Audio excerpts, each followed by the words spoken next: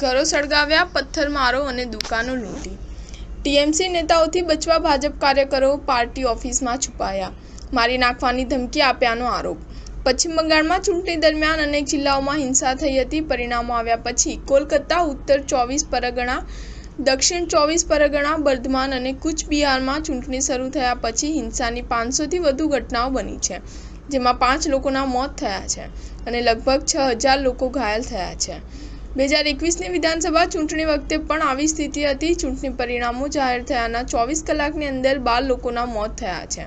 ભાજપે પાર્ટીના 6 કાર્યકરોની હત્યાનો આરોપ લગાવ્યો છે। તે સમયે ટીએમસીએ 5 લોકોના મોતનો દાવો કર્યો હતો। 2023માં યોજાયેલી પંચાયત ચૂંટણી દરમિયાન 50થી વધુ લોકોના મોતની ઘટના પ્રકાશમાં આવી હતી। આ પહેલા 13 જૂનના રોજ પણ શુવેન્દુ અધિકારી લગભગ 200 ભાજપના કાર્યકરો સાથે રાજ્યપાલ સીવી બોઝને મળવા રાજભવન પહોંચ્યા હતા। તે પછી તેમને અંદર જવા દેવામાં ન આવ્યા હતા। આ પછી શુવેન્દુએ રાજ્યપાલને પત્ર લખીને ટીએમસી સરકાર પર આરોપ લગાવ્યો હતો।